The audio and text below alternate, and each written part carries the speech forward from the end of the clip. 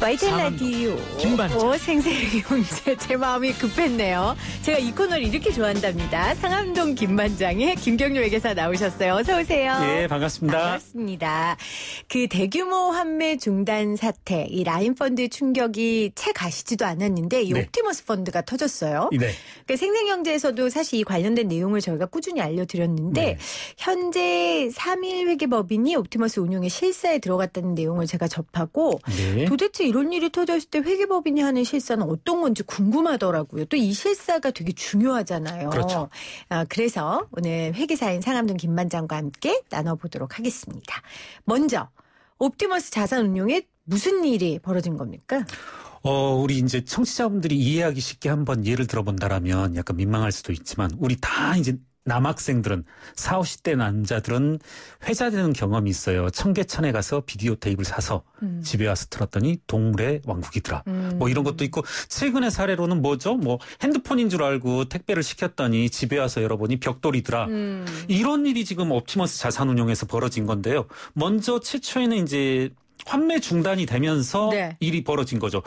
투자했던 고객분이 투자사 판매사에 가서 나 이렇게 만기가 됐으니까 돌려다오, 돈으로 돌려다오 했더니 나 안 돼. 없어. 네, 나 없어. 사실 이게 환매 중단 어려운 단어를 쓰는데요. 이게 다 앞으로 부도죠. 그렇죠. 부도가 난 거죠. 예. 내가 돈 맡겨놨는데 어디 김 씨한테 맡겨놓은 것도 아니고 이 씨한테 맡겨놓은 것도 아니고 네. 은행에 예. 아니면 이거 판매처에 맡겨놨는데 나 돈 없어. 그렇습니다. 금융기관. 이게 그래서 이제 그 라인이라든가 기타 여러 가지 뭐 디스커버리 펀드다 뭐다 해서 청취자분들도 우리 국민들도 너무 익숙해져서 둔감해진 것일 수 있는데 저 역시 이걸 보면서 이제 상당히 황당했던 게 뭐냐면 판매사에서 공표했던 판매 제품과 전혀 다른 제품을 팔았다는 겁니다. 그러니까 이제 애초에 이게 우리 양두구육이라고 하겠죠. 이제 판매사에서 판매한 팜플렛에는 뭐라고 적혀져 있냐면 한국도로공사, 한국토지주택공사의 매출 채권에 투자한다. 그러니까 말만 들어도 얼마나 안정적이에요. 그렇죠. 얼마나 든든해요. 그렇습니다. 그러니까 공기업 매출 채권에 투자하겠다고 한 거죠. 조금 이제 오히려 지식이 깊으신 분들은 야 매출 채권에 어떻게 투자해 하실 텐데 이제 자산유동화증권 이른바 이제 ABS입니다. 네. 한국도로공사가 1년 후, 2년 후, 3년 후, 4년 후에도 여전히 우리 그 톨게이트를 통과하시는 분들에게 수수료를 받을 거니까 안정된 수입원이 있고요. 그와 같은 한국도로공사는 1년 후, 2년 후, 3년 후, 5년 후 계속적으로 영구히 보장되는 그 수입원을 현금 창출 능력을 담보로 채권을 발행하면 그걸 이제 고객들이 사는 형태거든요. 아니 그러니까요. 네. 지금 말씀하신 것처럼 공기업이라는 건 안정적이고 그렇죠. 그 이야기는 안정적으로 매출이 계속 발생된다는 그렇습니다. 거니까 거기에 대한 투자라고 하니 사람들은 당연히 안심하고 그렇죠. 네네. 그런데 그 펀드가 거기에 투자하지 않은 거죠. 그렇죠. 어디에 투자했어요? 이제 이게 밝혀지고 있는 것이 언론 보도에 밝혀지는 것이 이제 실명을 거론한다라면 이름들도 이제 참 희한한데 아트리 파라다이스, CPNS, 골든코어, 하이컨설팅, MB캐피탈 대부 이와 같은 이제 대부 업체라든가 부동산 컨설팅 회사 이건 정말 말 그대로 양두구육인 거죠. 아니 그러니까 완전 극과 극이네요. 그렇죠. 그러니까 공기업 매출 채권이라는 데 투자한다고 속여놓고 아주 안정적인 데 투자한다고 속여놓고 아주 불안전한 그렇죠. 곳이 투자처였어요. 네네네. 아트리 파라다이스, CPNS. 근데 딱 들어도 이러고 들으니까 또 사짜 냄새가 나요. 그럼요. 근데 이거를 투자하는 사람들이 어떻게 하냐고요. 그렇죠. 믿고 그냥 맡기잖아요. 예, 맞습니다. 이게 그런데 이제 심지어는 이와 같이 어디에 투자했다고 밝히는 게 2,700억이고요. 아직 못 밝히고 있는 게 드러나지 않은 것이 2,500억 가량. 그러니까 어디에 돈이 갔는지조차도 모르는 것이 절반가량 되는 거죠. 아니 어떻게 소명하지 못한 금액이 500억 원 가량 돼요? 이게 그러니까 좀 심각하게 들으셔야 될 것이 금융기관이라고 하는 것은 신용을 매개로 해서 거래를 하는 곳이란 말입니다. 또 우리 이제 이 김반장이란 코너가 여러 일화들을 이제 소개하는데 과거에 이제 재밌는 에피소드가 하나 이제 소개된 적이 있어요. 신문 이제 이렇게 가심란에 네. 뭐였었냐면 어떤 한 분이 계속 은행 자동 ATM이라고 하죠. 자동 인출기 가서 10만 원을 인출합니다. 그래서 뽑아와서 창구를 가요. 야, 나 9만 원밖에 안 나왔어. 10,000원 더 내놔. 이렇게 해서 정말 그런 사람이 있어요? 있었습니다. 이거 그 신문 검색하시면 나올 겁니다. 저 돈 뽑을 때마다 그런 생각 한두 번씩 했는데 절대 아니 제가 하겠다는 게 아니라 그럴 수도 있지 않을까. 근데 진짜 실행에 옮긴 분이 있었구나. 하시죠, 같이. 아니, 전 안 할 거예요. 근데 어떻게 제가 됐어요? 구체적인 수치는 기억 안 나는데 네. 이분이 100번, 200번 하시다가 어느 날은 너무 상습적으로 하시니까 은행에서 신고를 하신 거랍니다. 자, 왜 은행은 10만 원을 뽑고 나서 김경률이 가서 ATM에서 10만 원을 뽑고 나서 곧바로 창구에 가서 9만 원밖에 안 나왔어요. 1만 원 더 주세요. 했을 때 누구도 군말 없이 1만 원을 더 줬을까요? 바로 신용이거든요. 이 은행은 ATM 가서 10만 원을 뽑았더니 9만 원밖에 안 나오더라. 이런 사실이 알려지면 그리고 금전 사고가 있다는 것이 알려지면 그 은행의 공신력, 신용, 자산의 상당한 부분을 차지하는 신용이 무너져 버리니까 이런 거거든요. 이제 저희들도 이 회계사로서 고객의 정보, 고객 이름을 말하면 될 것 같은데 이제 IMF 때를 전후로 해서 많은 이제 실사를 나갔었습니다. 그러면 저희들이 은행은 이러해서 상당히 시스템화되고 내부 통제 구조가 완벽할 텐데 하지만 이게 우리들 생각과는 다르게 아주 원시적인 형태의 사고가 잘 일어납니다. 제가 왜 이런 말씀을 드리냐면 지금 이것도 그것이죠. 지금 저로선 대단히 황당한 게 은행에서 자신들이 팔고 있는 상품이 뭔지를 몰랐다는 거예요. 네. 뒤이어서 지금 사실 이와 같은 계속되는 사모펀드의 사고 이것을 직면하고서 금융위원회, 금융감독은 뭐하냐, 관리감독 당국 뭐하냐. 특히 이제 금융위원회는 최근에 이제 꿀먹은 벙어리가 돼버렸는데 7월 2일 날 금융위원회가 보도 참고 자료를 발표했더라고요. 저도 한번 읽어봤어요. 6페이지 7쪽 되는데 저는 한번 읽어드리겠습니다. 네네. 뭐라고 되어져 있냐면요. 금융위원회에서 이 옵티머스 관련해서 보도자료를 냈습니다. 사고가 연이어서 발생하니까 이와 같은 보도 참고 자료를 냈는데요. 읽어보겠습니다. 판매사 주도로 운용사, 수탁사, 사무관리회사의 자료를 상호 대사하는 등의 방법으로 점검을 앞으로 하겠다는 겁니다. 앞으로 하겠다. 네. 전 이제 이게 너무 황당한 게 그럼 이제까지 안 해왔다는 얘기잖아요. 저는 이게 가능하냐는 거죠. 금융회사에서 NH투자증권, 한국투자증권에서 고객에게 이 한국도로공사의 ABS를 팔면서 이게 정말 있는 건지 실제 하는 건지를 안 살펴봤다는 거거든요. 네. 아주 기초적인 건데 그런 거죠. 지금 말씀하시는 것처럼 그러니까 여러분들이 지금 우리가 옵티머스 하니까 이런 거 모르는 분들은 아니 어디 이상한 데서 본인들이 투자해놓고 왜 피해본 거 가지고 난리야 이러실 맞습니다. 텐데 그게 아니라 거기는 운용사고요. 판매사는 우리가 늘 듣는 NH투자증권, 한국투자증권이에요. 그렇습니다. 그러니까 거기에서 샀는데 이런 일이 일어난 거거든요. 그런 거죠. 그래서 지금 우리나라의 최대 회계법인이죠. 3일 회계법인이 여기에서 실사에 들어간 건데 실사라는 말이 일단 무슨 말이에요? 이제 뭐 우리 청취자분들께서는 알기 쉽게 그냥 실제 조사 뭐 이렇게 생각해 버리셔도 되고요. 이제 영어로는 듀딜리전스라고 하고요. 이제 듀딜리전스라고 하면 더 어려워질 텐데 이제 뭐 사전적인 의미는 그렇습니다. 회사의 경영 상태, 자산 상태, 재무, 영업 활동 등 기업의 전반적인 상황에 대한 조사, 검토를 이제 하는 것을 이제 실사라고 일컫고요. 한번 이제 가장 흔하게 여러분들께서 이제 연상할 수 있는 것은 기업을 사고 팔 때 인수합병 시에 어떤 자리매김, 가격매김이 있어야 될 거지 않습니까? 그때 필요에 의한 이번에 이스타항공을 팔려고 하는데 이 가격이 얼마쯤 될까? 회계사들 너희들이 조사, 실사를 해다오. 이렇게 할 때의 그런 전반적인 활동, 행위를 이제 실사, 듀딜리전스라고 합니다. 그러니까 예를 들면 제가 생생경제 새로운 진행자의 김경률 회계사를 좀 앉혀야겠다. 그래서 사람을 풀어서 김경률 회계사를 머리부터 발끝까지 탈탈 터는 거죠. 그렇습니다. 이게 실사입니까? 그렇습니다.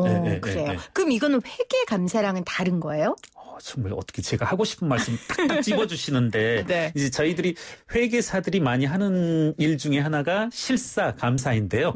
감사라고 하는 것은 이제 또 영어를 쓰자면 이제 오디시라고 해가지고요. 목적이 재무제표가 적정하게 작성됐는지 여부를 판정하는 거고요. 이 회사가 감사라고 하는 건 이 회사가 뭐 얼만큼 건전하냐 그리고 뭐 얼만큼의 자산 가치가 있냐 이걸 따지는 게 아니라 회사가 작성한 재무제표가 맞는지 틀리는지만 하는 거고요. 그리고 그 준거라고 하는 것은 외부 감사에 관한 법률 그리고 국제회계 기준 뭐 일반 기업 회계 기준 이런 법적으로 정해진 것에 의해서 절차가 수행되는 것을 말하고 실사는 아까 적절하게 예를 들어주셨지만 우리 PD님께서 김경률을 알고 싶으면 흥신소 같은데 심부름센터에 이러한 점을 알아다오. 이렇게 의뢰를 하지 않습니까? 이걸 이제 어그리드 어펀 프로시저스라고 해가지고 합의에 의한 절차입니다. 법적으로 정해진 절차가 아니라 의뢰인이 김경률을 특정지어서 에휴 재산 측면 무슨 측면 여자관계 이런 걸 알아줘. 걔가 뭐랄까 학력 이런 거 나 관심 없어. 그리고 이미 드러났고 걔 이제 좀 멍청하더라도 쓸 수 있으니까 전혀 학력에 관심 없고 이런 부분에 대해서 해다오. 네, 그런 합의에 따른 절차에 다른 보고서를 써주는 게 이제 실사고요. 재밌는 이제 일화를 한번 예를 들면 감사를 나가면은 일반 회사들은 이제 숨기려고 하는 의미 크죠. 네. 그렇죠. 괜히 회계사들이 보고 야 이거 우리 부적정 한정 적정하지가 않고 너희들 부적정 한정이면 사실 금융거래도 힘들고 하다못해 이자율도 올라가고 하는데 그래서 감사를 나가면 피감 회사들이 이렇게 숨기려고 하는데 반해서 이 실사를 나가게 되면 아까도 말씀드렸지만 기업가치평가라든가 M&A 과정에서의 의뢰인과 그리고 피조사 대상 회사 간의 협상에 따른 결과를 유도해내야 되기 때문에 이 실사 때는 되게 잘 알려져요. 왜냐하면 숨기면 나중에 오히려 법적 문제도 발생하고 하니까. 그렇죠. 예. 여기 방안에 있는 제가 한번 겪었던 건 제약회사 실사를 나갔었는데 감사를 나간다라면 가급적이면 재고가 많다, 높다 이렇게 할 텐데요. 이제 실사를 나갔더니 검은 액체였어요. 검은 네네. 액체였는데 이게 이제 이러하고 지금 200리터 정도 됩니다. 이렇게 말씀하면서 하는 말이 저희가 회계감사할 때는 콜라를 부어넣는다 이런 말씀을 하더라고요. 콜라를 부어넣으면 이게 고가의 그때 이제 약품이었었는데 네네. 이렇게 하면 회계사들이 뭐라고 할 거냐 이걸 모르죠 회계사들은 먹어볼 수도 없고 네. 회계사님 먹으면 안 됩니다. 이건 상당히 그 맹독성이기 때문에 하면 이제 안 됩니다. 이렇게 실사 때는 좀 여러 가지 재밌는 일도 발생하고 합니다. 그러니까 실사 감사의 차이를 설명을 해주셨는데 그러니까 이제 옵티머스에 대한 실사를 나가는 이유는 뭔가를 감추고 그러기 위한 게 아니라 명확하게 사실을 알아서 어찌됐건 피해자들한테 네. 돈을 돌려줄 것들의 기준을 세우기 위한 그렇죠. 거죠. 맞습니다. 네. 5,200억 지금 투자를 했는데 정말 이 5,200억이 어디로 갔는지 지금 이 5,200억이 곳곳에 어느 회사에 숨어져 있는지 그리고 회수 가능성은 있는지 어디에 투자되어져 있는지 대부업체다 그러면 누군가에게 채권자 한 명 한 명의 신용도를 평가하여서 정말 김혜민 PD님한테 갔으면 3천만 원이 갔다면 얼마 정도 회수할 수 있는지 김경률 회계사한테 5천만 원이 빌려져 있다라면 얼마 회수할 수 있는지 이런 것들 하나하나를 이제 조사하는 과정이 이제 실사라고 할 수 있겠죠. 그런데 지금 보도에 따르면 옵티머스 운용 측의 임직원이 0명이래요. 다 도망갔어요? 그렇습니다. 다 도망간 거죠. 해외로. 그리고 구속되기도 했고. 그 자료 요청도 못하고 무슨 면담도 못하고 하는데 이게 실사가 가능해요? 제 관심이 나오는데 좀 3일 회계법인 입장에서도 갑갑하겠죠. 사실 실사의 성공 여부, 회계감사도 마찬가지입니다만은 이런 것들이 성공적으로 이루어지기 위해선 사실상 자료가 얼만큼 그리고 회사 담당자들과의 인터뷰를 통해서 많은 증거 자료들을 확보해야 되는데 그런 것을 확보하는 게 이제 쉽진 않아 보여서 어려워 보이네요. 그래서 포렌식을 하겠다. 이제 이런 이야기들도 나오고 있는데. 그렇습니다. 그러면 실사를 다 마치고 나서는 어떻게 해요? 회계사들이 이런 회계법인이? 이제 보고서를 내고요. 금감원에. 네. 이제 의뢰인에 내게 되고 이제 지금 이 1년의 실사 작업이라고 하는 것이 금감원에 어떻게 보면 지도, 관리에 따른 이제 그런 것이었기 때문에. 판매회사가 실사를 의뢰하고 그 확보된 실사 보고서를 금감원에 보고하는 형태이지 않을까. 그리고 이제 지금 언론 보도에 따르면 채권의 등급, 투자처의 등급을 A, B, C 3등급으로 나누어서 우량, 보통, 부실 이런 식으로 나누어서 등급으로 가치 매김을 하겠다고 그렇게 이제 밝혀인 것으로 알고 있습니다. 네. 라임 같은 경우에서도 이런 실사를 통해서 이제 예상 손실액을 좀 확정하고 뭐 투자자들의 분쟁 조정을 한 경험이 있어서 그렇습니다. 네, 그래서 사실은 이 실사에 대해서 궁금했던 게 펀드 사고가 자꾸 나기 때문이었어요. 근데 이게 펀드 사고가 이렇게 계속 나는데 이것도 결국 사모펀드. 그렇습니다. 지금 이거 그렇죠? 사모펀드죠. 근데 사모펀드 참 문제 많은데 이거 어떻게 해야 돼? 왜냐하면 사실은 그 금융위원회 은성수 위원장이 저희 방송에 나오셔서 내가 봐도 사모펀드 어렵더라. 그 말씀하셨거든요. 그런데 어렵다. 근데 그걸 참 금융 감독을 하시는 수장님이 그렇게 말씀하시는 게 참 서운하고. 그러면 일반 국민들은 어떡하냐는 거죠. 그리고 저도 또 하나 뭐 마지막으로 하고 싶은 말씀이 뭐냐면 지금 집값이 이슈가 되고 있는데 집값이 오르고 내리고 하는 게 과연 주택 공급 수요에 따른 것만이냐. 저는 지금 자금들이 갈 곳을 몰라 하잖아요. 지금 1년의 사모펀드 사태가 벌어지고 나니까 시장에서 이제 사모펀드 상품은 없어졌다는 거 아닙니까? 그리고 사모펀드와 관계되는 각종 코스닥 시장들, 사모펀드가 주로 투자하는 이제 코스닥 시장들도 결국은 이 사모펀드의 손장난에 시장이 되고 놀이터가 된다는 걸 아니까 안 가고 있잖아요. 그럼 이 돈이 또 부동산으로 가겠네요. 그렇죠. 그래서 저는 은성수 위원장님 그런 말씀 하실 게 아니라 나도 모르겠다 이렇게 하실 게 아니라. 아니 나도 모르겠다라고는 하시지 않았어요. 네, 그만큼 사람들이 그렇게 힘들어하는 마음을 공감하신 거예요. 왜 또 그렇게 얘기하세요? 죄송합니다. 그래서 저는 우리 당국자들 제가 항상 너무 비판적이죠. 이거 그 집값 안정을 위해서도 사모펀드 시장 잡아야 된다. 잡아야 된다는 게 못하게 해야 된다는 거예요. 그건 아니잖아요. 건강한 투자 기반으로 만들어줘서 그렇습니다. 정말 이 유동 자금들이 흘러가서 건강한 투자가 일어날 수 있도록 해달라는 말씀이신 거예요. 알겠습니다. 네, 제가 괜한 말을 마지막에 물어봐가지고요. 상황은 김만장이었습니다. 고맙습니다. 네, 감사합니다. 네, 오늘 정답 전세대출이었어요. 2849님 새싹이신데요. 전세대출. 저는 경기도 화성에 주거하는데 이곳도 집값이 계속 오르네요. 우리 모든 국민들 부동산 투기하지 말고 자기 살 집만 한 채 갖는다면 집값 안정되지 않을까요? 하셨어요. 6048님 전세 보증대출 맞지요? 이렇게 보내주셨고요. 6820님 만기 도래 때마다 전세금 상승금 마련하느라 숨이 막힐 지경인 결혼 11년 차입니다. 고위공직자 정치인 과다주택자들 부동산 투기꾼 돼서 일확천금을 누리고 있는데 평생 집을 마련할 수 없다. 국회의장이라는 분이 몇십억 정말 생애 실수요자에겐 구입자금 100%까지라도 대출 좀 해서 숨 좀 쉬게 해주세요 하셨네요. 아유, 제 마음이 이렇게 무너집니다. 6343님 전세자금 2009년 신혼 때 3,800에 전세 살 때 기억나네요. 지금은 다행히 집을 샀습니다. 저 한 채고요. 투자 계획 없어요. 집도 나눔해야죠 하셨어요. 7113님 공급 물량 없는 부동산 규제 정책은 오히려 역효과라는 거 정책 펴시는 분들 잘 아셨으면 좋겠습니다 하셨네요. 8660님 전세대출 제발 무주택자 1주택자 손대지 말고 다주택자에게 정책 만드시길 바랍니다 하셨어요. 근데 뭐 정책 만드시는 분들이 다주택자인데 어떡하죠? 답답한 마음으로 오늘 인터뷰 함께 했는데요. 그래도 하늘 보고 숨 한번 쉬우면서 남은 하루 잘 보내시길 바랍니다. 저는 내일 3시 10분에 다시 올게요.